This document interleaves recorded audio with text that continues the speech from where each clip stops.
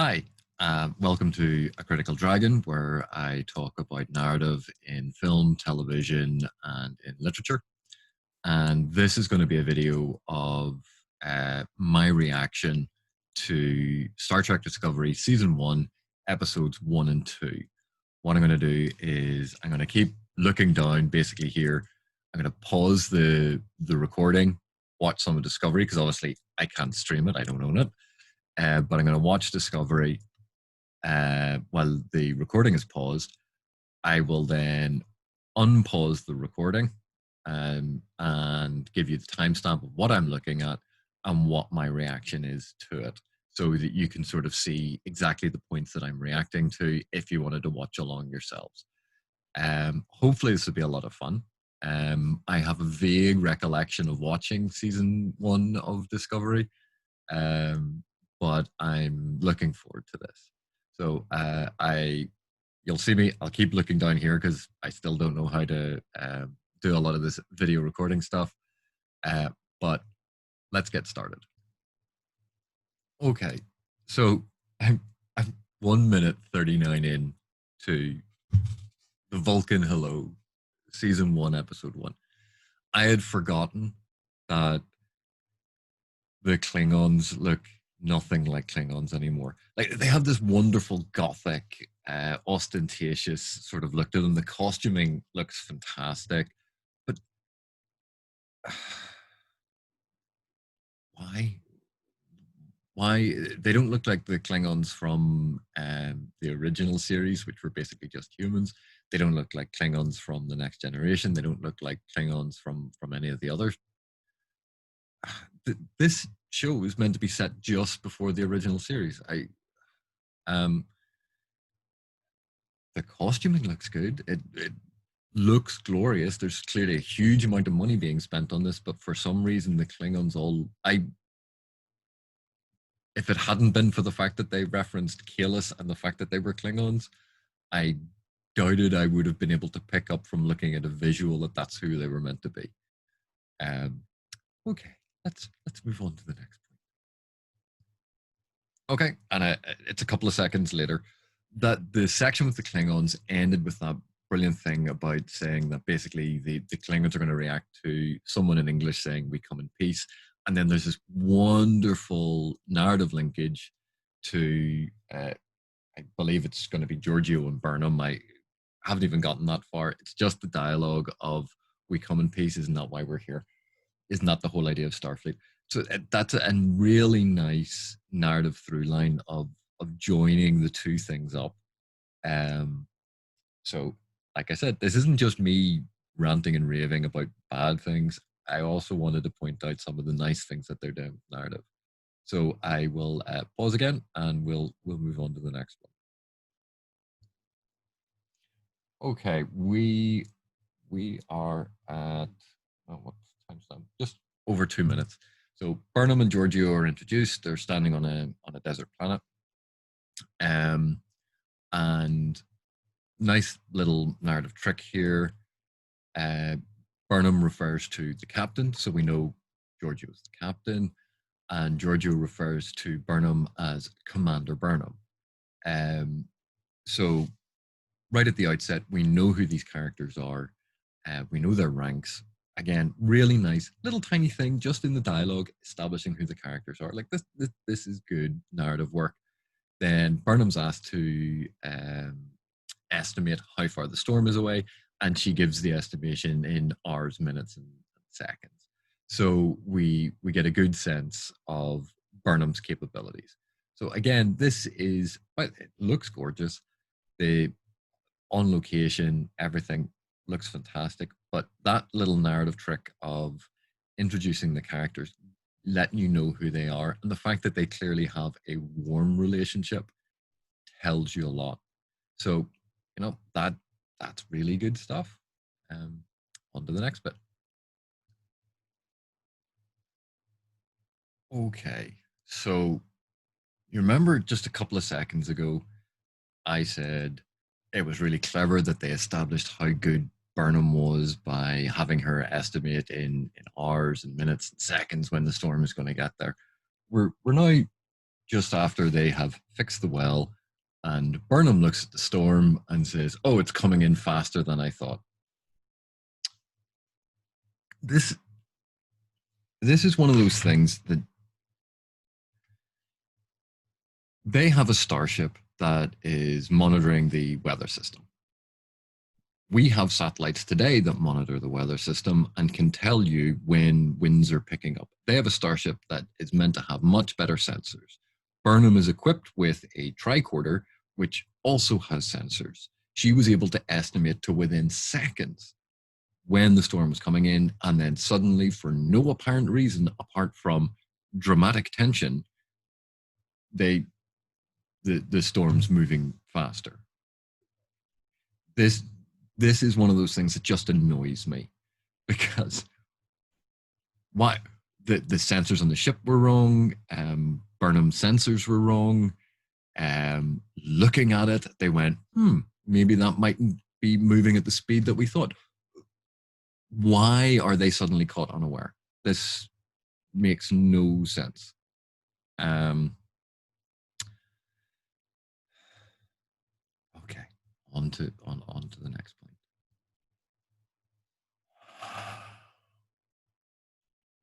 So they're walking across the desert, and Burnham says, "We're far too small to be seen with the naked eye, and we've no star to set our course by." She does realize that the starship orbiting the planet that would be looking for them, it's not a bunch of people with a telescope looking down. Like, they have advanced scanning. They have a radio or some sort of communicator that's linked to the ship, so they can track that signal. They can pinpoint that signal. Um, they can zoom in with their sensors to view things.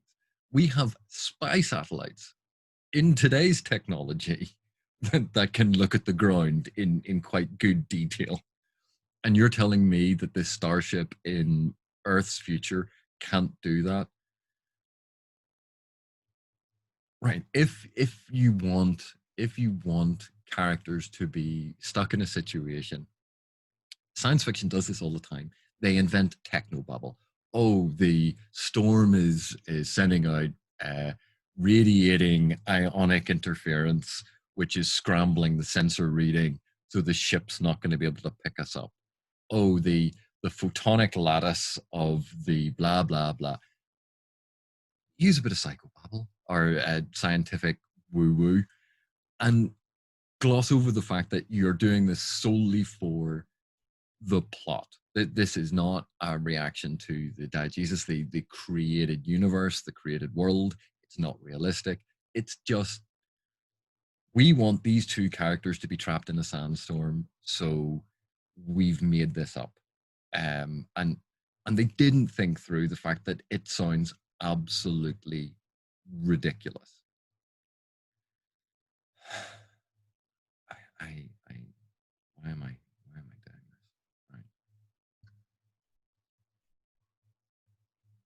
Right. Right. So Giorgio's plan to do something to alert the starship was walk in sand, dry sand, with an oncoming storm that is going to blow the dry sand to create the Federation ensign symbol, the delta, in dry sand with high wind. So their starship was incapable of seeing two people walking on the planet, but was capable of seeing two sets of footprints. Now, it's not that they're dragging a big thing behind them to create a 2 meter wide divot into the sand. It's not that when they're walking on the sand, suddenly they're changing its color, which, could happen on an alien planet. It's just sand. So this is the equivalent of saying our starship in orbit can't see us. We're humans, but they'll be able to see our footprints.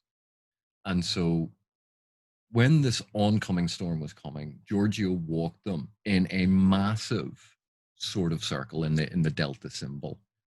And that they thought was a better use of their time than, I don't know, walking in a smaller symbol but making it deeper and easier to see from space. This, I mean, it's a really cool visual. Seeing the Star Trek symbol appear on the planet as they blast off after seeing how futuristic the spaceship looks. Like, it's a really cool symbol. It's a nice visual. But in terms of the narrative universe, in terms of the diegesis, this just doesn't make any sense. Oh my God, we're not even at this episode hasn't fully started yet. This is the prologue. Okay. Okay, so we're at 9 minutes, 50 seconds into the episode. What's just happened here is an exchange on the bridge. We've had Lieutenant Saru saying that he suspects foul play, Burnham making sure that he actually has facts and isn't just making suppositions, reports to the captain, and then there is a bit of byplay and banter between the command crew. This is actually really well done, really interesting. The captain's in her ready room. The first officer, Burnham, is reporting to her. And the captain is the one that has cultivated this feeling of ease and familiarity amongst the crew. This is really, really wonderful because it sets up a feeling that the crew know each other, they trust each other, they work well together, that Saru and Burnham balance each other out in terms of the input that they give the captain. And then the captain makes the decision based on that. This is very similar to in the original Star Trek, where you had Bones being the emotion, human component, you had Spock being the logical, scientific, rational, and Kirk being the mediator between the two, taking both sets of information and making the final decision. This is a really nice sort of mirroring of that technique. So this is actually excellent. I quite like this. So we're at 12 minutes 50 of the episode. And we've had a scene in the ready room where Burnham and Saru have had a bit of slightly more pointed banter. Tonally, it's a strange shift because it actually seems far more aggressive and negative than the more friendly banter that they were actually having on the bridge. But again, Burnham is coming across as not necessarily headstrong, but the competent, brave, intelligent, slightly devil may care senior officer. Saru, it's hard to understand why someone who fears everything and thinks everything is a threat is a member of Starfleet when Starfleet's mission, from what I can remember at this point in time, was flying out to discover new things. If everything is a threat, why would you volunteer for that? Why not volunteer for a position to be a research scientist back in Federation headquarters or on a planet somewhere? Why is he out in space? It just seems a little strange that someone who is afraid of everything and thinks everything is a threat is on a starship. But it's an interesting scene. Oh, okay. 13 minutes and 50 seconds in. So we have this nice little moment where one of the bridge crew obviously treats Burnham's EV as an ordinary commercial flight that we'd be used to and does the whole pilot patter thing. Funny, amusing. Burnham then goes through her systems check and you know everything is nominal. And then we have this beautiful panoramic shot, like looking round at what she's going to be flying to. It's all absolutely fantastic. And then for some reason, her suit starts going through all of the different things that are nominal. Now, I'm no expert on space. I'm no expert on futuristic technology. Wouldn't it be a good idea to have that systems check before you left the ship? And also, didn't she already do that systems check where she reported everything is fine?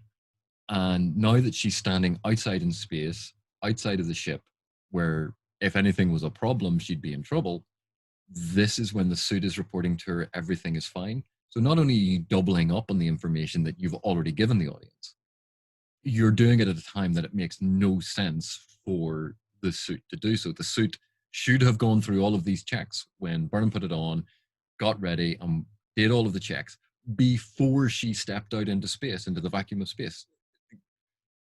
It's the wrong way around. Okay.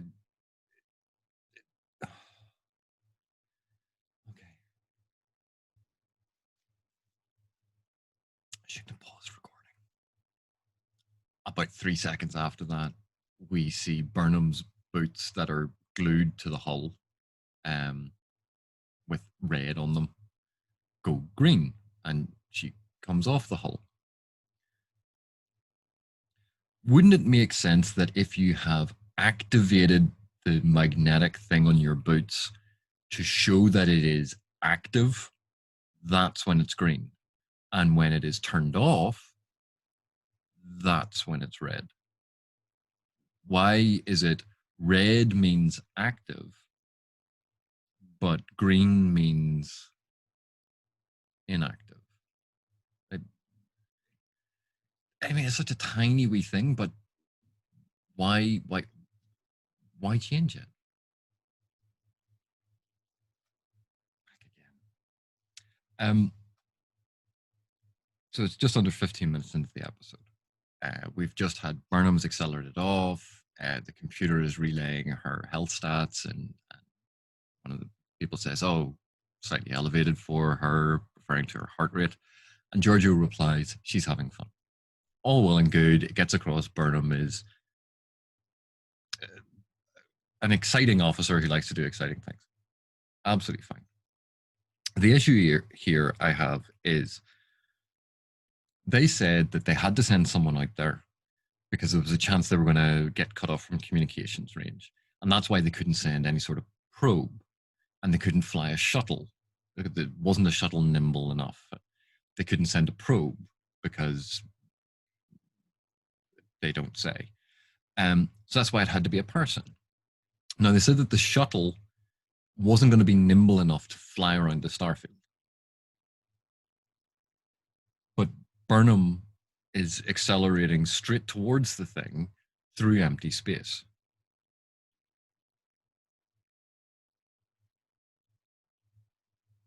Now, again, I'm not in charge of a starship or personnel, but people are generally harder to replace than machines. They suspected that communication could be cut off. Why not send out a tricorder setup inside the suit? The suit is apparently perfectly capable of communication. Send the suit out on remote because the computer has direct access to the suit and it can control everything from there. Scan the anomaly. Um, if it reveals anything, all well and good. If it suddenly cuts off in communication, you have the information you need to know whether or not you should send a person. But they just skip the whole, use a machine, use an instrument. It's, oh no, let's just shoot someone at it.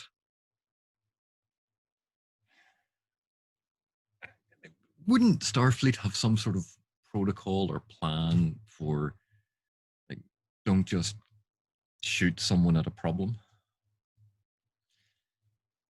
Okay, fine. I admit they then just fixed the issue I was having here. So the computer immediately loses the visual communication with Michael. There's suddenly all of this debris crashing in front of her, um, which is a bit strange because that's not really how asteroid fields work, but it's how it works in science fiction, so fine. But Michael gets through by a very small dodge. I'm still seeing these massive gaps that you probably could have put a shuttle through. It doesn't look that complicated. Um, but they corrected the whole issue about, yes, they could have done everything with a probe. I still think they probably should have sent a probe first just to check. Right. Moving on. This is one of those things that science fiction does. It's a bit like they come here, you have to see this, instead of someone actually, you know, telling the person what it is, because it's visually going to be more arresting. Um, Burnham says that she wants to land on it to get a closer look. She's been flying through parts of the superstructure, which, while it gives her a very close look at the actual structure, is not giving a sense or an impression of what the overall thing is. So then she says, I'm going to land on it to get a closer look. She's already a couple of feet away from it. Why land on it? She's in zero G. She can fly around. If she wanted to, she could fly along its entire surface with her nose about 5 inches from the thing. Standing on it is not going to help. Again, it's a dumb. Sorry, that's the wrong word. It's a slightly lazy way of getting her to land on it. Instead of, oh, there seems to be a path, or oh, there seems to be an access hatch, or oh, here's this thing that I want to fly closer to, and there are handholds. You know, all those would be reasons for landing on it, but I want to get a closer look is not a reason, and it's a very silly thing to say, and it takes me out of the narrative.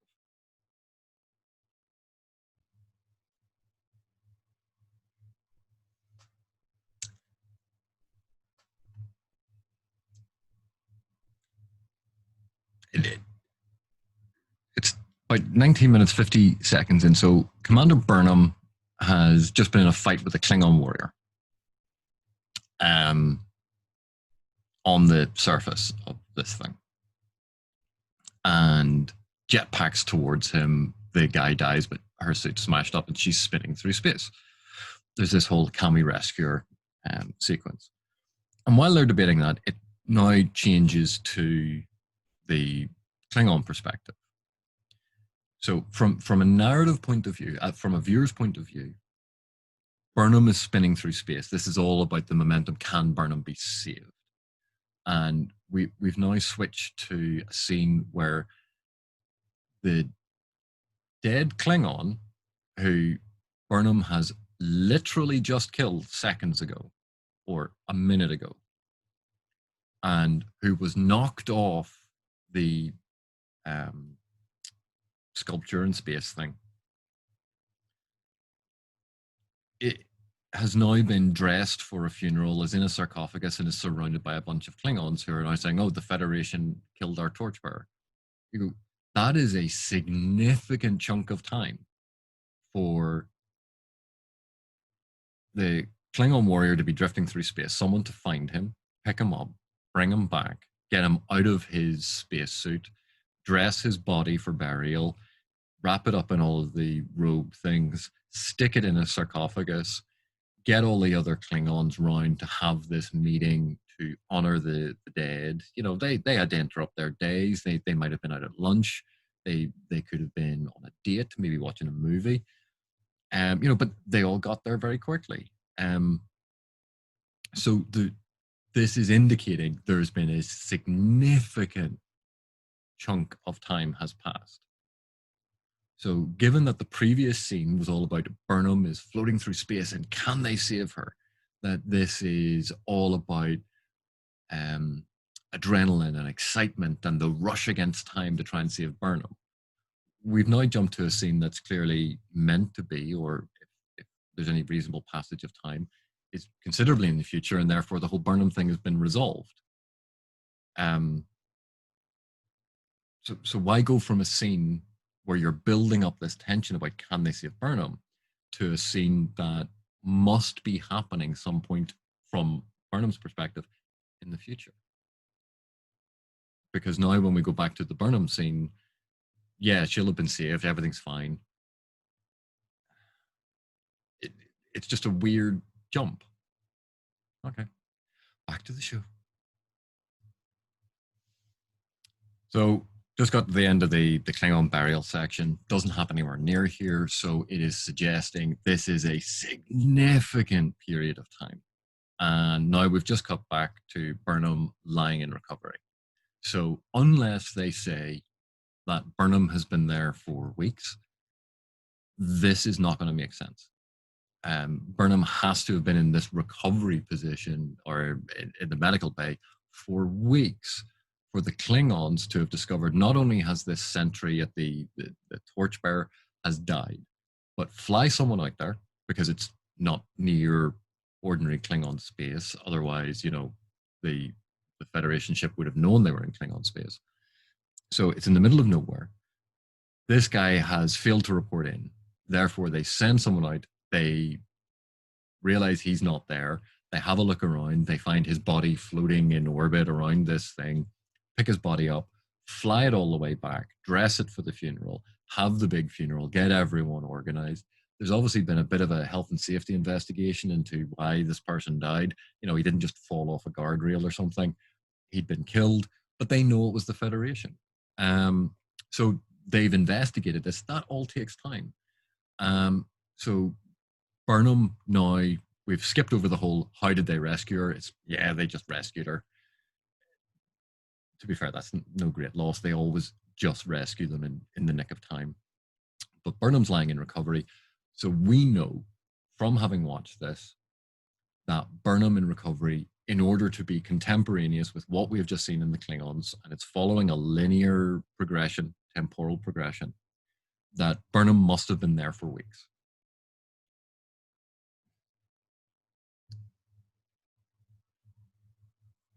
Right. So apparently Burnham's been in recovery for 3 hours. So with the temporal sequencing, with how time is flowing in this narrative, Burnham gets into a fight with a Klingon in the middle of nowhere. Klingon dies. 3 hours and about 10 minutes later, she's on board Discovery and is nearly healed. Meanwhile, the Klingons have retrieved the body, flown it out to a giant graveyard ship, assembled all of the leaders of the 24 houses, had a big funeral, sent them off, done all of this, all within 3 hours and 10 minutes of not only the Federation starship not seeing them.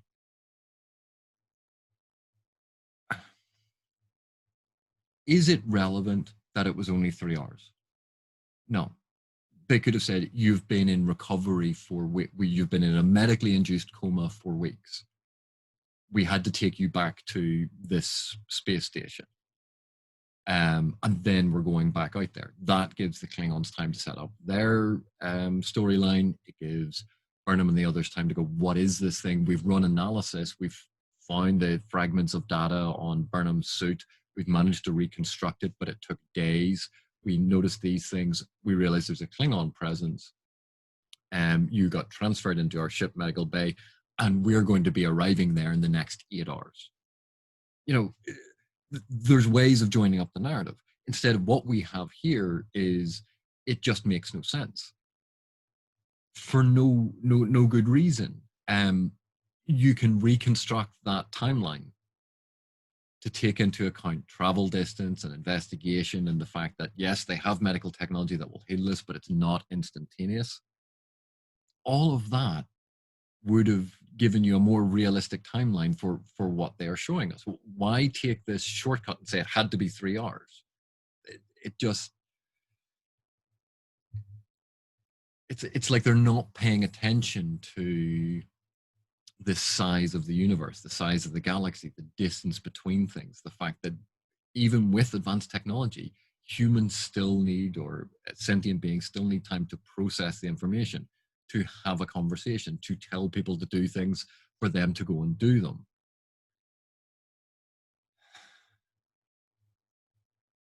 Right, on to the next one.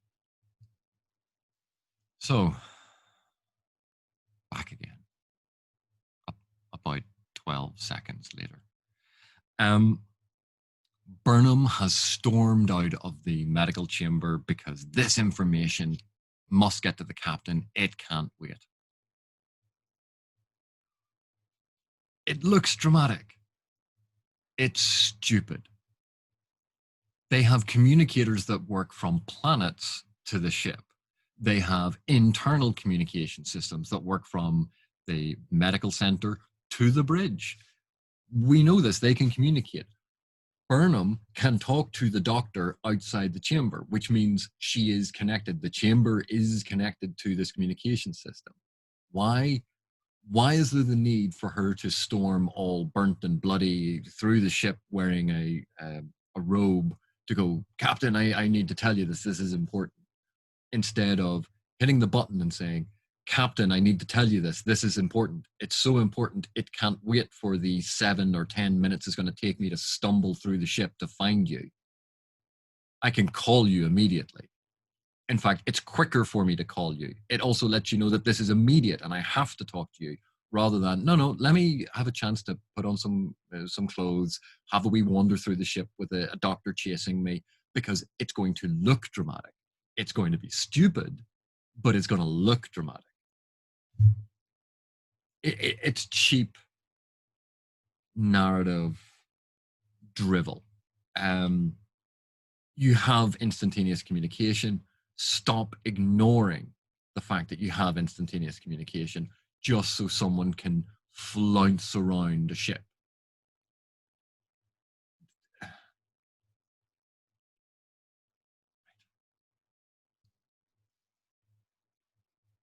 Right.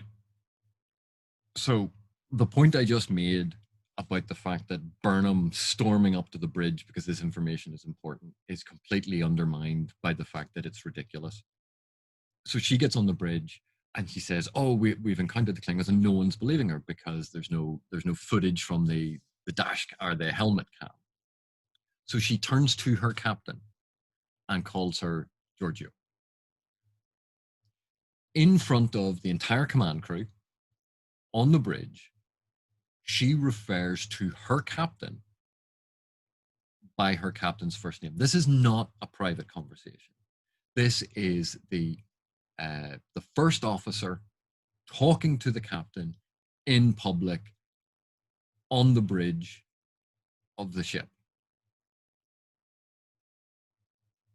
When Bones talks to Kirk in private, it's Jim.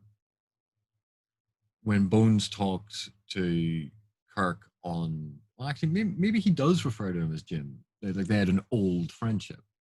But I seem to have the impression in my head that when they were talking to the captain on the bridge, they always referred to him as captain because that's the military protocol, or that's the organizational protocol. When they were in private, they referred to him as Jim. But when he gave an order, they went, "Yes, Captain."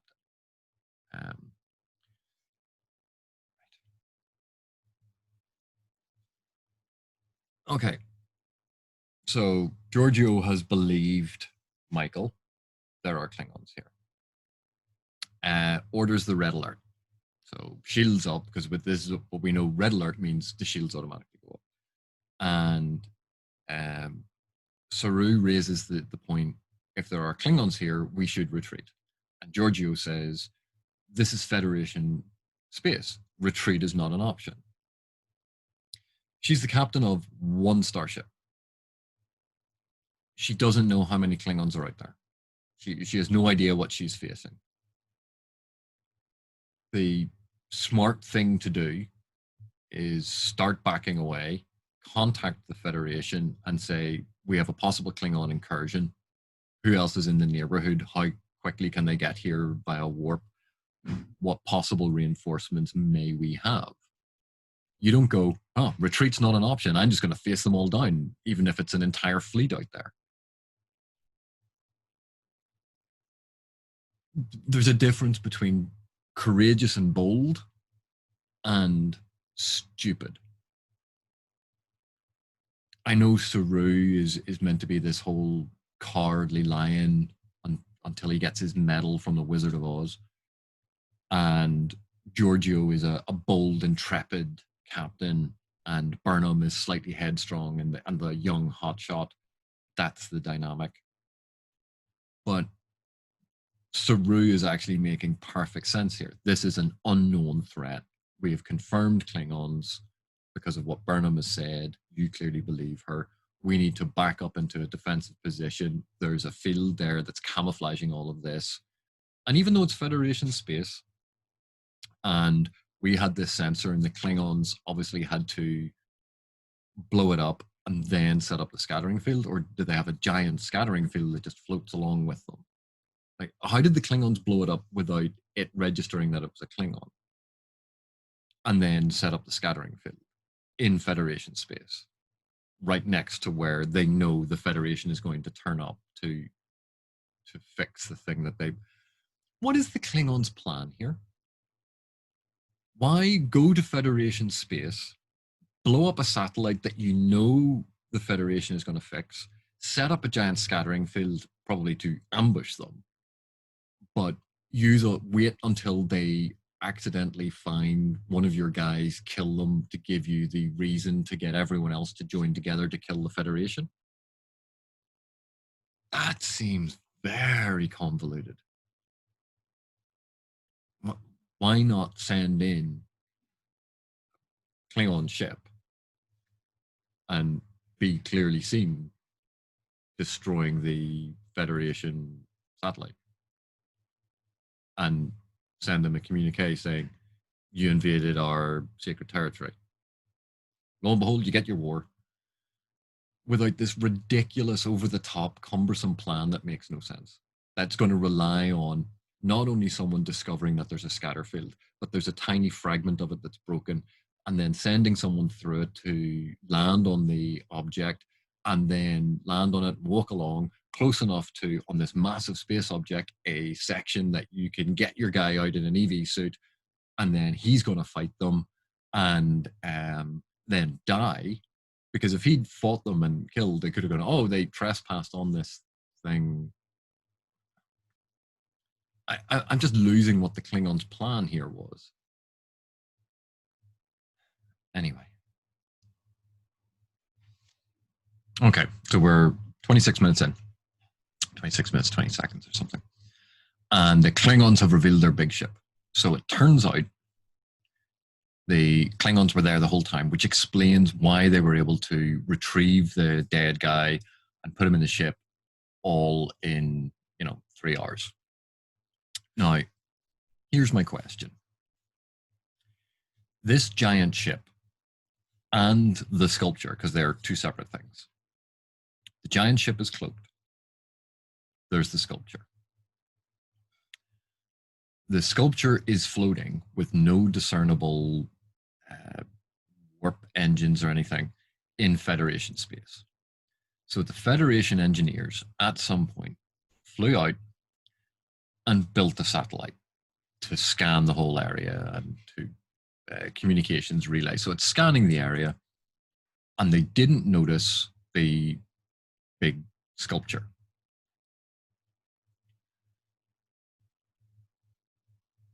They didn't notice an anomaly with, there's a dispersion field, or it's very odd when we try to send communications that way, it gets disrupted. There must be something wrong with the satellite, and go and investigate. They only sent someone out when the satellite got blown up, which is why the Shenzhou was there. So from this, we can infer that the sculpture has been there for a while. The big ship has all of these people on it. They flew out under warp, came out of warp, put on their visibility field. What do they call that? The cloaking device. They engaged the cloaking device. Now, we know from Star Trek that you cannot cloak in warp, and you can't cloak coming out until much later on in the timeline. I think in the future they can cloak before they come out of warp. But you can't do both at the same time, particularly this early on. So the Klingons have cloaking technology that the Federation don't. So this giant ship appears next to a satellite. No one notices. It engages its cloak. no one notices the giant ship disappearing. They then blow up the satellite and they go, oh, look, the satellite's broken. We'll send someone out there. Meanwhile, the Klingons have been sitting around in a cloaked ship going, well, we'll just wait. Like the Federation's bound to send someone out, and then that person's going to come and investigate this thing, and then they're going to get into a fight, and then they're going to kill the guy, and then we'll have an excuse to go to war with the Federation. I would love to have been at that meeting of the Klingon High Command when someone suggested this plan. Right, what we're going to do is, you know that sculpture thing that we have? Yeah. We're going to float it out there really, really slowly and put it in an asteroid field so people won't know it's there. Right, with you so far. And it's in Federation space, so it's nowhere near where we live. But this is a sacred monument to us. Exactly. And that's why we're going to put it in Federation space. But how are we getting it out there? That doesn't have warp engines. We'll put it in the cargo hold of a big ship and we'll fly it out there. Right, okay. And we'll leave it there. And then we'll cloak all around it so the Federation can't see it. Okay, so where in Federation space are we putting this? Right next to one of their spy satellites. Right, with you so far. Now what do we do? Right, well, now that it's cloaked and it's next to one of their spy satellites, we blow up the spy satellite. Right, okay. And then they'll send someone out to fix it. And then they'll go and investigate the anomaly because they'll have detected some weirdness around our cloaking field. What, you mean our cloaking field isn't 100% secure? Well, we'll put an error or something in it so that they find something. Right, okay. And then so they'll send someone out to investigate it, right, with you so far. And then we'll get into a fight with them, and either they'll kill us or we'll kill them. And if we kill them, it's because they trespassed on our holy site. Okay, excellent justification for war. Or they kill us. Again, excellent justification for war. Right. Isn't this all a little convoluted? Why don't we just fly out there and blow up their satellite? Well, then we'd be the aggressors. Yes, but we're a warrior culture and we don't care. It's not like that we want the Orions to go, you know what, the Klingons were right. Why do they need the Federation to take the first step to create the transgression? They don't like the Federation. They want war with the Federation. They're a warlike species. Why don't they just go in and blow the thing up and then be sitting there waiting, going, what you going to do about it?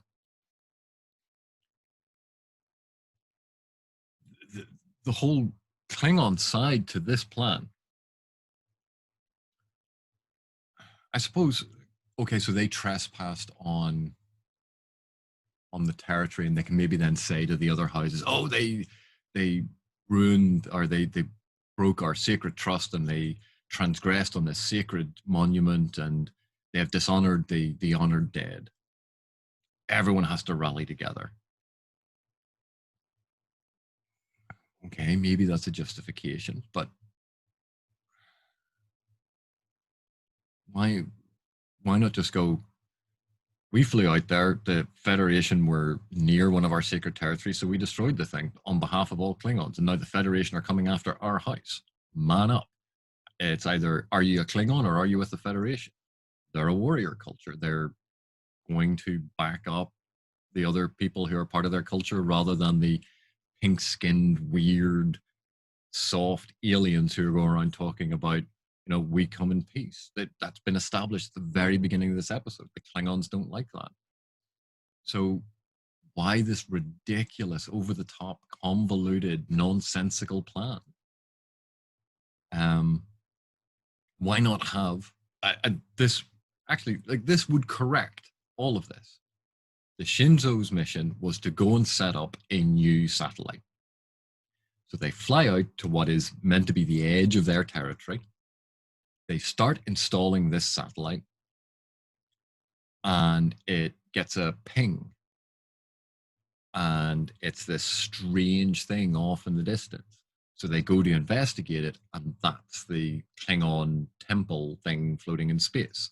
And the Klingons react by going, "This is our space, this is our territory, you have impinged on it. And by crawling around on top of our monument, you have desecrated this holy site." You go, that way, you don't have this whole thing about the satellite already existing and all of this stuff going on. If the Shinjo's mission was to go and put that satellite there and that created the problem, you have exactly the same sort of narrative trajectory. You have the same things happening. You don't have any of this convoluted what the Klingons are doing and why the Klingons are doing it, because it's clear cut that the Federation misstepped. And the Federation then can offer apologies. And of course, the Klingons won't accept it because what they really want is war with the Federation. So this is the excuse that they've been looking for. There you go. That's exactly what you want set up in this episode, without any of this messy timeline messing around. The chronologies don't match, and you're jumping around with weird, complex plans that require you to do an awful lot of after the fact rationalization of the behavior. Just have the Shinjo's mission be, we were out doing that thing and the Federation has asked us, we're expanding out that way because there's going to be a new starbase built. Can we install a new communication satellite? We have one in the shuttle bay. We're just going to install it. They install it, and it suddenly reveals this bit of space that they hadn't explored particularly well is actually a Klingon sacred site. There you go. All done with almost exactly the same trajectory of all of the scenes established so far, without changing the storyline in any major way. But it fixes this whole thing about the satellite being installed, and was the temple thing here, and how long were the Klingons hanging around in space around it in a giant ship that's cloaked, and were they all just waiting for the Federation? Like, had they been there for a couple of years just going, eventually the Federation's going to come out here and do something? Anything good on TV? Do we have Netflix yet? Have a more active, proactive storyline, instead of it relying on these bizarre coincidences and strange quirks of fate. Like, have it, Federation does one thing and it leads to another thing. Consequences for actions. Makes perfect sense. The Federation is expansionist. The Federation is all about discovery. The Federation encroaches on territory before it knows what it's doing. Right, back to the show. Okay, so Saru's just said, your world, your species has food chains, my species does not. We're binary. We're either predator or prey.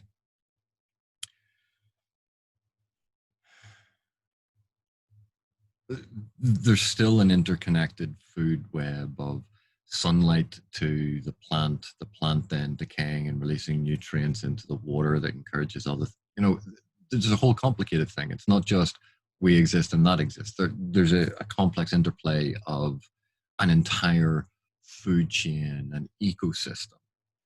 And he's oversimplifying it. Now, Saru is a science officer in the future. There's no way he would oversimplify it, particularly to the first officer, who is also in a science officer. So this is the writers of the show talking down to the audience and reducing everything to the most reductionist basic, because they don't trust that we, the viewer, can understand Saru's point, that we don't understand nuance, that we don't understand complexity.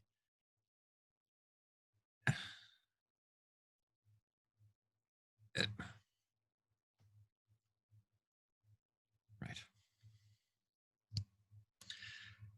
So we've just had the scene where Giorgio is speaking to the Admiral, and the Admiral has said, absent provocation, do nothing, we're sending reinforcements. This all seems fine.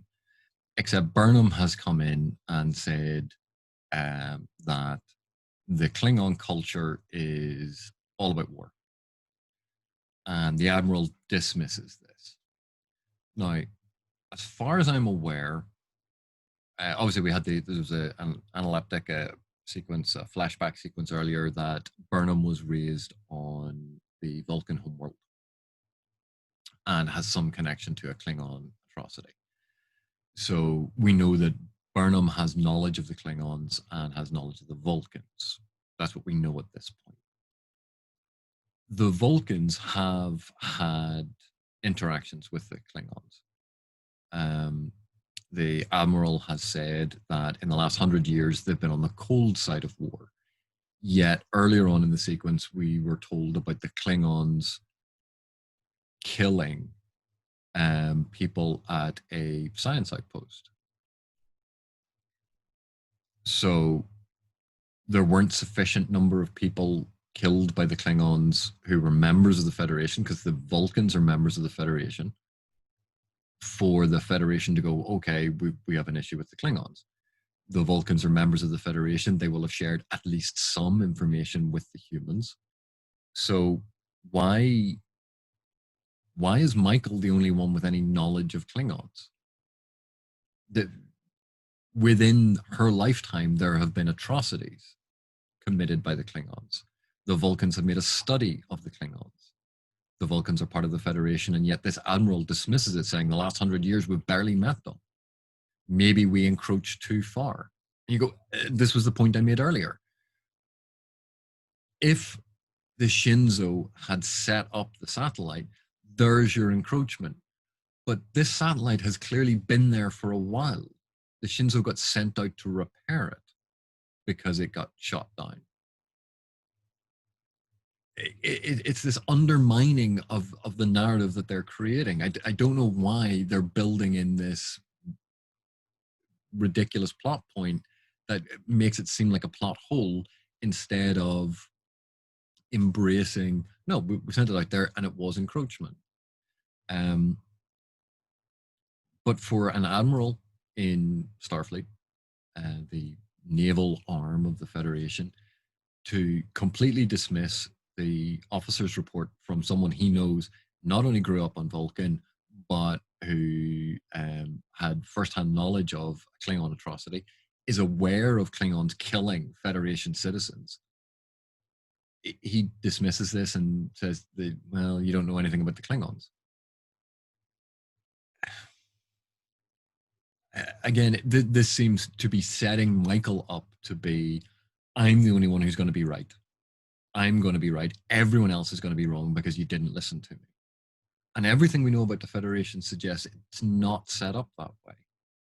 That this is a very human-centric view of the Federation. The humans and Vulcans, while from what I remember, they didn't always get on, but at least they spoke to one another. They were partners in it. The Vulcans might have been aloof and arrogant, but they did share information with the rest of the Federation.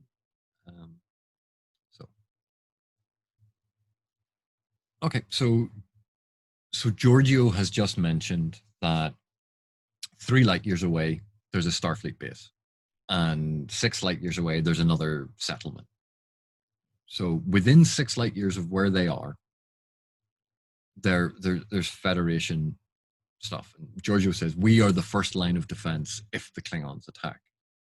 Well, why not go back to the starbase? Because then you have the starbase support and logistics as well as the ship, and you can hold off a Klingon attack. And if the Klingons, then you can leave, trail of sensor pods, another spy satellite to see if the Klingons move. They seem to be viewing this as a binary all or nothing proposition. There are tactics here that you can use. It's not just, oh, well, we have to retreat and leave the whole sector. No, go back to your starbase. Go back to the Andorian Center. Go somewhere where you have backup. You don't know how many people are out there. Why are you trying to stare them down like it's some sort of Western and you're a lone gunslinger? Giorgio is a bold captain. She's not a stupid captain. But also, hang on a sec. If If within 6 light years there's two different settlements, both of which have long range communication, long range scanners, short range scanners, communication, no one in the entire time that that starbase was being built and they were flying around and maybe going to the asteroid field to get a whole bunch of minerals that were in the asteroid field to help build a space station, no one discovered this Klingon tomb. Again, we're running smack back into this problem that how the Federation satellite and the Klingon tomb came to coexist within a literal, almost literal spitting distance of each other makes no sense. So it undermines this entire setup. Unless it's explained that they teleported the tomb out there and then flew the tomb ship out there after it. And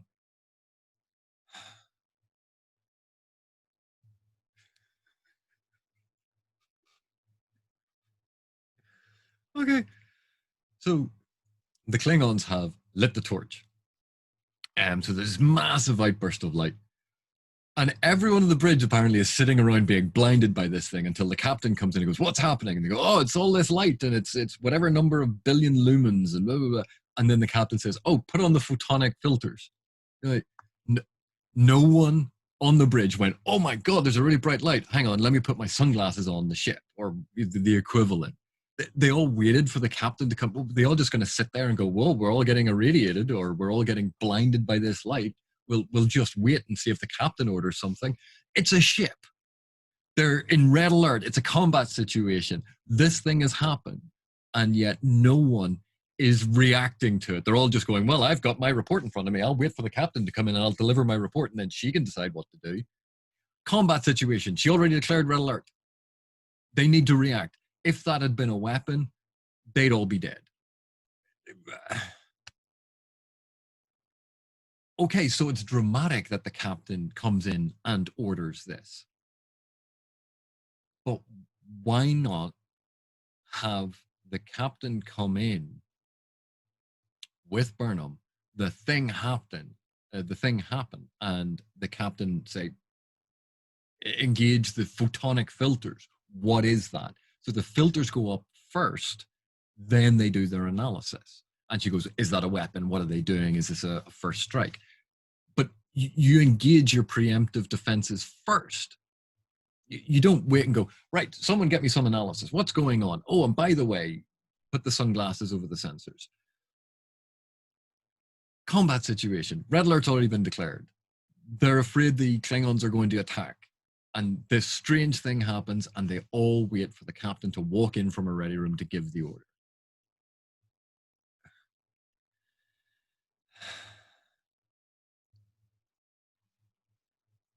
Okay, okay. So Giorgio says, "Where are my filters?" And the guy says, "They're already at 100%. You go, "So you have no way to lower blast shields. You have no way to dim this down." And then, as the light intensifies, all of the bridge crew suddenly put their hands over their ears because of a shrill noise. Space is a vacuum. Sound does not travel in space. You're telling me that this really bright light is causing a sound in the Shinjo. There better be some sort of pseudoscientific explanation for why suddenly light is causing sound in a ship floating in a vacuum. And close the blast shields. Like, seriously. You can't get window tints.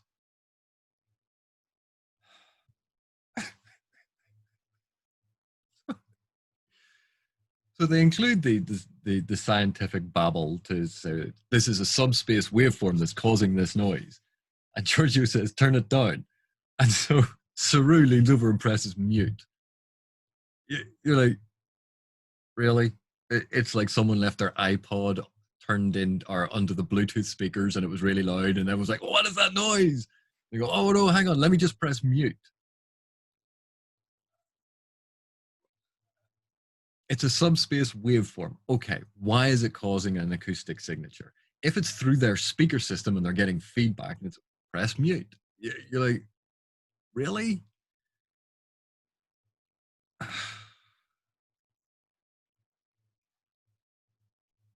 I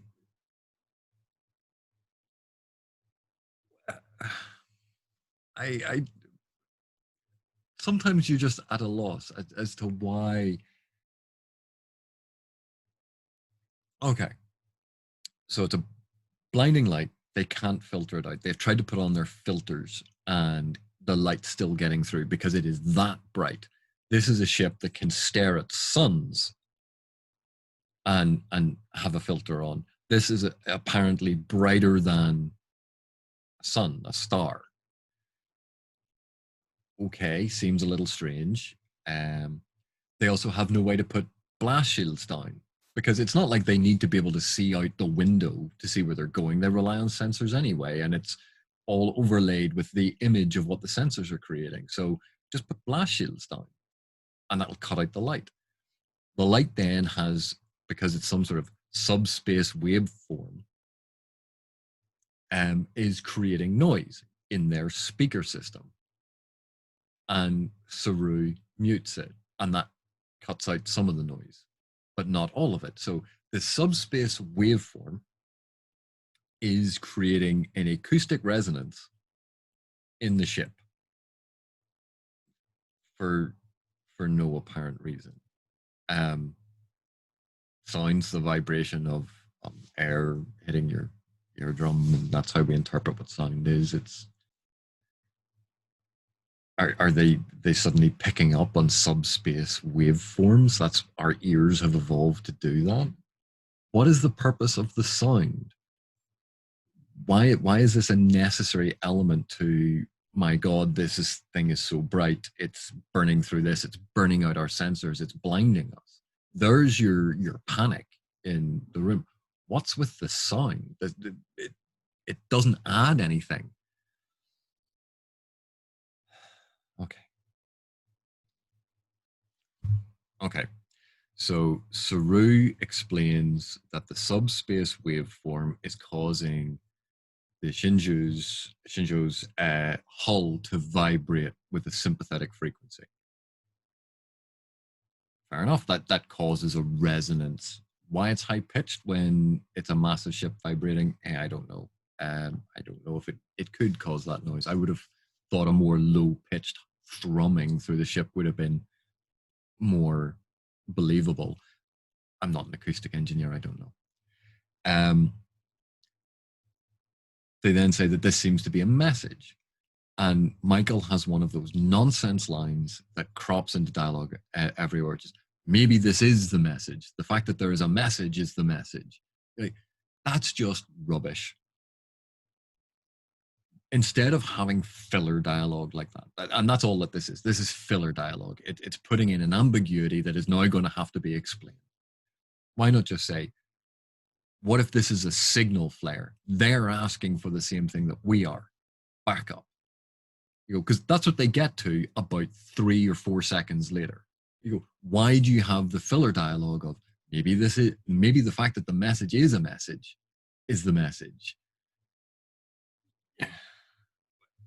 You don't need that filler. It's not like, oh, I need to show you something, so come over here and I will show you it. You go, I need to tell you something, so come over here and I will tell you this thing. There are loads of films where you have that, where someone rings up and says, you need to come over because I have to tell you something. You're literally talking to them on the phone now. Why not tell them now? Oh, but this is something we need to say face to face. It's this really lazy linking in dialogue where the narrative needs it to do something, and so it's filler language, because in the scriptwriters' heads or in the director's head, they want to show this amazing thing. And instead of thinking of a good way to do it, they just go, well, just throw that in, and people will go with it because it's a trope of television and film. Bright flare goes off, and it's, oh, there seems to be some sort of pulse going through subspace. It might be a message. Captain, what if this is a signal flare and they're summoning reinforcements the way that we are?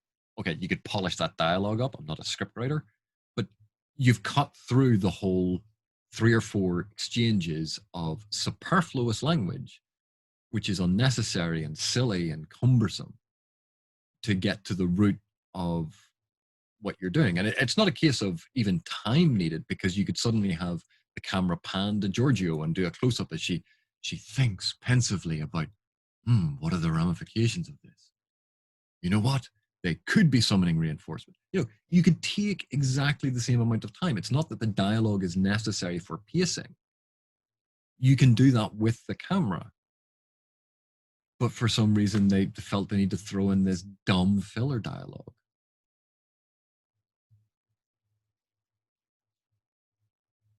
Okay, this is one of those narrative conveniences from film and television that absolutely drives me insane. Burnham leaves the bridge and she's making an emergency call to someone. And so she makes the call and says, "Computer, I want to call whatever channel." And the computer says, "This channel requires authorization." And she says, "Authorization, voice print, Burnham, Michael." Okay. Number one, the computer's been recording her voice and listening to her voice the whole time. So when it's trying to get authentication, it already knows that Burnham's the one trying to authenticate it. And if you say, "Oh, but she has to say her password," which is her name in her tone of voice, you go, "But that makes no sense. Their computers are more sophisticated than that." Number two, she makes an emergency call to Sarek. Now, firstly, lucky he wasn't on the toilet when the call came in. He just so happened to be standing there going, "You know what? I have nothing to do today. Wonder if Michael's going to call. I haven't heard from her in ages. Oh, look, a call from Michael. I'll answer immediately and I'll be prepared for everything. And I'll happen to be standing up in a formal outfit. I won't be, in my house." Number three, it comes up as hologram projection in her room. Not on a view screen, not on any of the sort of technology that we're used to. It's a hologram projection. From what I remember, this was new technology that was confined to the holosuite in Star Trek Next Generation. But now, before the original Star Trek, we suddenly have hologram technology. You know what? I could be wrong on that one. I'm not that well versed in Star Trek. So he has this hologram appears. So the question then is, has a hologram of Burnham appeared instantaneously wherever Sarek is? Because, well, presumably Vulcan, but she didn't say that. She just made a call on a channel, and that channel found him wherever he was in the entire galaxy. So I assume it's a bit like sending an email and someone's device beeps and they go, "I got my email," and it doesn't matter if I'm at my house or my office, that, I'll ring this phone number. And it doesn't, if you have roaming on your phone, you could be in a different country and you can still pick up your phone. So last point about this is instantaneous communication across the galaxy. That is a convenience of narrative storytelling. Don't have a major problem with that. I do have a problem with time zones, because it's bad enough when a friend of mine in Canada rings me, where they think it's 8 o'clock in the evening, I'll ring my friend. And because of time zones, they're ringing me in the middle of the night. Burnham is somewhere in the galaxy. Sarek is somewhere else in the galaxy. And you're telling me that not only are they in exactly the same time zone, that they're keeping to the same time frame, and that he is also free and he's not in the middle of another conversation with other people. He happened to be standing on his own, and he also happened to be near a holo projector and a holo receiver, and all of this was set up. You go, there is stretching narrative convenience, and then there is just breaking narrative disbelief. I am willing to suspend my disbelief in a lot of things when it comes to science fiction. Instantaneous communication across the galaxy is one thing, but never taking into account that someone might be busy when you ring them, that they're perfectly poised to take your call, that they don't have to go, "Oh, hang on a sec, I'm actually in a meeting," or "I was in the middle of eating my dinner," or "Oh, great to hear from you. Hold on a second. There's a bunch of people around me, and you've called me on a secure diplomatic channel, and clearly this is important." No, he just happened to be standing in a room on his own, waiting for her to call. It's a dumb thing to get annoyed about. I appreciate that. Like this is one of those silly things that I get annoyed about. that no one else seems to have a problem with. But it just annoys me. It's just stupid. They never seem to be, oh, you caught me at a bad time. Is this really important? It's always, hello. I'm glad you called. Let's talk about the thing that you want. Okay. Oh, and Burnham needed permission to leave the bridge to go and do this, and she walked all the way back to her room instead of saying, Captain, permission to use your ready room. It's important. And take 5 steps off the bridge into a ready room. No, she left the bridge in the middle of an emergency, in the middle of a red alert where they're potentially under attack, to walk all the way down through the ship, get in a turbo lift, go to that deck, walk along, go to her room. All of this at a, well, admittedly, a brisk walking pace, but she's not running. It would be undignified to run, in an emergency. So again, it's one of these things. Why choose that room? She's talking to the computer. The computer can do it anywhere. Is her room set up with holoprojectors that other rooms don't have? Well, we know that the captain spoke to the admiral via holoprojector. Actually, that was a point I didn't pick up on it. He was a hologram projection, so we know the ready room has that capability. Why not just use the ready room? You would have saved yourself at least, 40 seconds, a minute in an emergency. That could be important. Who knows? Okay, rant over. And now we get on to the issue I have with holograms as a form of communication in science fiction. So if someone is projecting a hologram, and let's say futuristic technology allows you to project a 3D hologram and not just the appearance of 3D on a 2D plane, right? So it's a 3D hologram. Burnham is talking to Sarek, and then she goes and sits down. So we're assuming that some sort of holoprojector hidden in the room somewhere has tracked her movement and is now showing her sitting down. Does it, on his end, materialize a chair for her to sit in, or does it now just suddenly just show her sitting down in midair? Is it just her face? There's a weirdness about holograms as a form of communication. But then worse, Sarek then walks past Burnham and reclines against her desk. So unless he has a desk that's exactly the same height as Burnham's desk, how did he sit at that height? Now, I get that holograms, for a dramatic reason, you actually have the 2 actors, and it makes more sense dramatically on screen rather than one person talking to a screen. Absolutely fine. It's actually much better when there's a dynamic of the 2 actors reacting to one another. I understand that. It's one of the reasons we forgive holograms. But it just looks dumb when his hologram interacts with objects in her room. That doesn't make sense. Why not have him walk across and the edge of, or something appear there for him to sit on?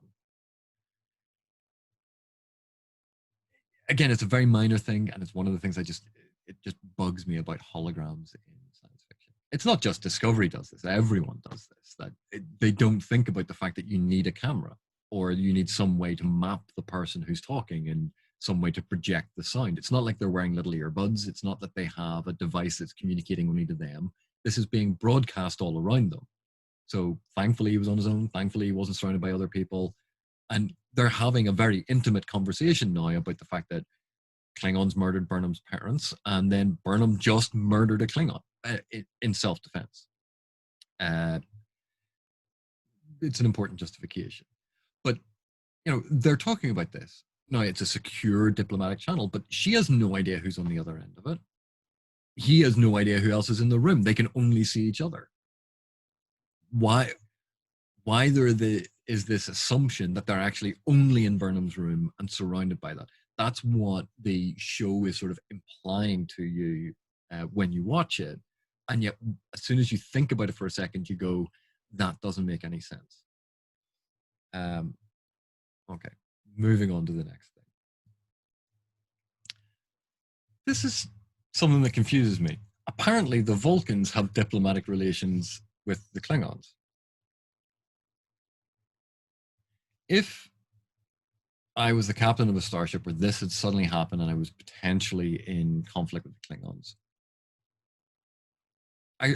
let's put it in real world terminology. Let's say two superpowers on planet Earth who don't have diplomatic relations suddenly come into tension. Very, very commonly, you then contact a third party who can act as an intermediary. The Vulcans have diplomatic relations with the Klingons. The humans have diplomatic relations with the Vulcans. Why not immediately contact the Vulcans to go, right, we need you to mediate this dispute? Contact them immediately.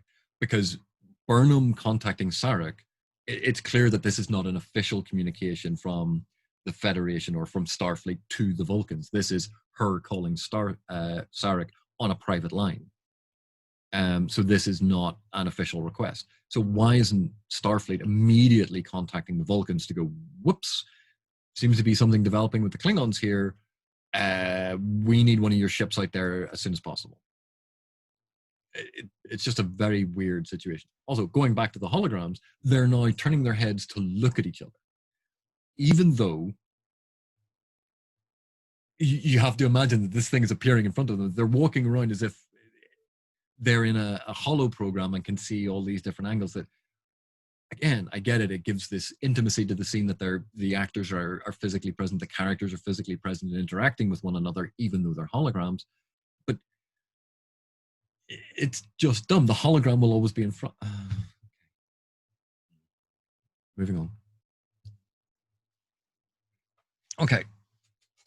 So now we get to what I remember as being the crux of this episode, which is Sarek has revealed off screen, because obviously you can't reveal it to the audience just yet, that the plan is as soon as the Klingons appear, you shoot them out of the sky because that makes them respect you. Fair enough. So Burnham, with this information, knowing she needs to talk to the captain about it, walks onto the bridge, and instead of saying, with this highly sensitive, highly classified information that she just got from the Vulcans, without anyone else knowing, she says in front of the entire bridge crew, Captain, we have to open fire. She doesn't go into, Captain, I need to speak to you immediately in your ready room. This is vitally important. Because she's about to reveal the fact that she has this diplomatic source, that she's gotten this confidential information. She's going to have to explain all of this thing. And this is not common knowledge. This is not widely known across the Federation. This is confidential. It's top secret. It's classified. And she just blurts it out on the command deck in front of everyone. Yes, it's an emergency. So she, as XO, as the first officers, she should immediately take the captain aside to go, I have information vital to you, but only for your ears. Give her the information, argue about it there, and then relay it to the crew once the captain has made her determination. As it is, I get the sense that she and the captain are about to have an out-and-out argument on the command deck in the middle of a crisis in front of everyone. Which just, where's the discipline? Where's the Starfleet discipline? Where's the military discipline? Where are the protocols? Where's the acknowledgement that this is an organization? It's not just a bunch of people getting together on a starship and cruising around. Like, this can happen, say, in Firefly, because it's not a regimented structure. This can happen with a bunch of mercenaries who just hang out on a ship because there's no formal command structure. This can happen on any starship where it's a bunch of people who have a very informal relationship. That is not this case. This is a Federation starship. It is part of Starfleet. It has rules, regulations, hierarchy, officers, regulations about how officers speak to one another and whether or not they're allowed to fraternize. It is organized like a military.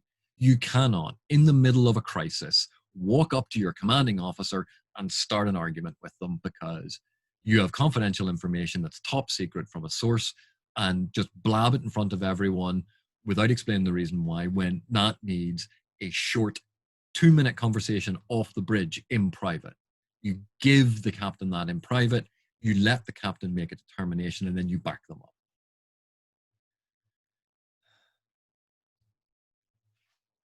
And lo and behold, there's this whole discussion in front of everyone who all of the other officers are pretend, oh, don't listen in on this.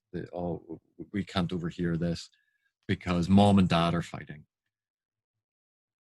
The reason everyone looks shocked here when Burnham says we have to and contradicts the captain is because Starfleet doesn't do this. You don't contradict your captain. The captain has made a determination and you move on, you execute your orders. This is why this whole thing rings false. If this discussion, because it is only a discussion between Giorgio and Burnham, this could have happened in their ready room. They could have had an engaging argument and have Burnham say, we have to do this, and Giorgio lay down the law and say no, and walk out of the ready room, and Burnham yelling from the ready room saying, but we must. To have exactly the same effect, but to give it that sense of authenticity, to give it that sense of verisimilitude. Instead, there's this ridiculous discussion and back and forth between Burnham and Giorgio about what they should do. You don't discuss that in front of your junior officers. Okay. And now Giorgio has summoned Burnham to the ready room to have the conversation that the scriptwriter should have put first. Like, Burnham, for some reason, has disregarded all of her years of experience, all of her years of protocol, all of her years of training, her 7 years of being an officer under Giorgio. She has thrown all of that out the window. Now, okay, we work into the picture here that Burnham's parents were killed by Klingons. Burnham has information that Giorgio doesn't have, although no, she's given it to her. And Burnham hates Klingons. More so than almost anyone else in the Federation. So you can understand there's an emotional motivation here. But Burnham immediately does that. It would be logical and switches into sort of a Vulcan logic mode to try and persuade Giorgio. But she ditches all of her training to have this argument and this discussion in front of everyone when it goes against everything she has ever known. It just rings false. And to then have Giorgio say, my ready room now, you're now going to do the thing that you should have done in the first place, that this scene could have been done in the ready room and developed and actually been a longer scene without breaking it up, to maintain that tension, to ratchet up the tension during the scene, to make it continuous and contiguous, instead of we have Burnham enter, there's a short scene where tensions ratchet up, and then we're going to have a cut, and then move to a new scene and start the argument again. And you lose momentum. You lose the sense of pacing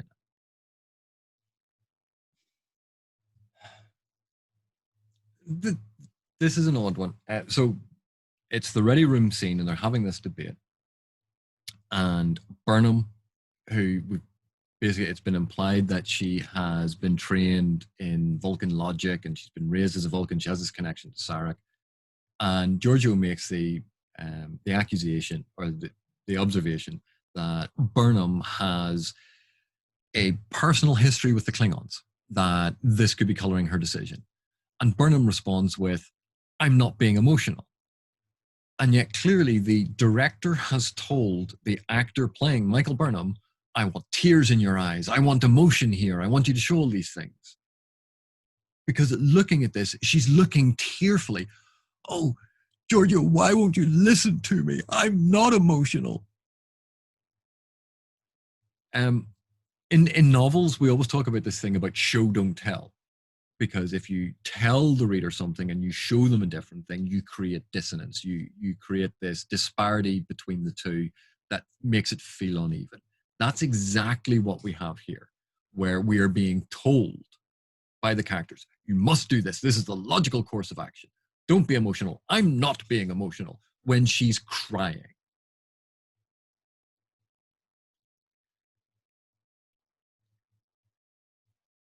This is not to knock the acting of the actors involved here. I have no problem with their acting. It's when they're acting because the director has said, oh, we want more of this or we want more of that. That they're being told that, yes, do this, when it should be, no, this is when you flatten, this is when you shut down, this is when you go into cold analytical. Because up until now, you've been carefree, you've been a bit of a hotshot, you've been likable. This is when suddenly we see the flip side to that. This is when you become the cold, logical, emotionless Vulcan. And that frightens Giorgio,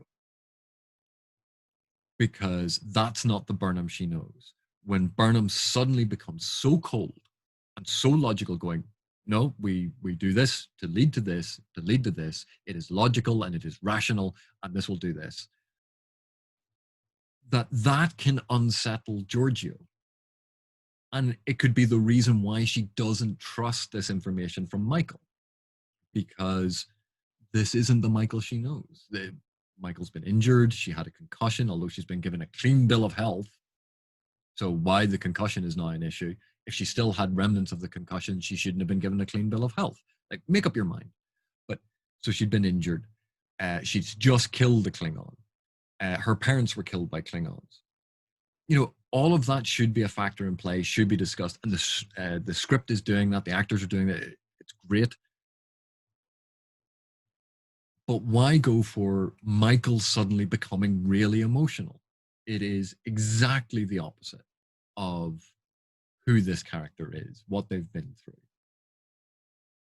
Because when we saw that flashback to when she was a kid, she became emotional as a kid, and that made her feel.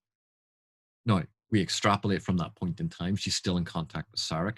We assume then that she has learned, no, I know how to tamp down the emotion. I know how to hold it down. I learned that from that episode as a child. I am no longer that child. I'm a grown up. I've been a Starfleet officer for at least 7 years. So it's just so strange that I'm not being emotional is said with all of this focus on emotion. And even the soundtrack in the background is playing stirring sort of emotional music. You stop saying one thing and showing a different thing. Okay. And here we come to the crux of the episode. So Michael is very emotional in this conversation with Giorgio, and Giorgio tells her to stand down. She goes, "Oh, you're right," and there's tears running out of her eyes. So then she reaches out, neck pinches Giorgio to subdue Giorgio, and this is the start of her mutiny. So a couple of questions. Was she actually emotional? Was she crying, going, I'm upset, I'm going to have to do this to my captain? Or was that a sham? Because right now, her character is all over the place. She was introduced as the confident, happy-go-lucky officer who's competent, does all these things, and is brilliant, reacts well under pressure. We've seen the little crying kid when faced with the Klingons. We've seen her, even though she's faced with the Klingon in battle, she's calm. And now suddenly, because the captain won't listen to her, she institutes a mutiny. So are we meant to think that Burnham is unstable? Or I'm not sure what are we meant to think that Burnham is betraying everything, or are we meant to side with Burnham? It's completely and utterly ambiguous here, because there's been no clear signal in the narrative about what we're meant to believe. We're just sitting there going, "Oh, okay, that was unexpected." Right. Uh, let's see where this goes. It's not a oh my god moment. It's a what? So you're creating confusion rather than interest, or at least to me. Some people might look at this and go, "Oh yeah, but that was perfectly obvious that this thing was going to happen." You're like, okay, just my 2 cents on it. Okay, so obviously, Burnham orders the ship to fire on the Klingons. Saru questions her, and we have this whole discussion about question chain of command again, and I'll have you relieved, or I'll have you removed, which is exactly what she just did to Giorgio.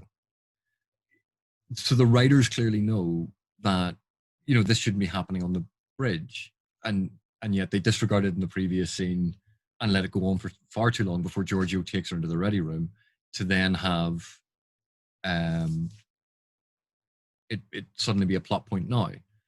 And then we have the Klingon fleet arrive.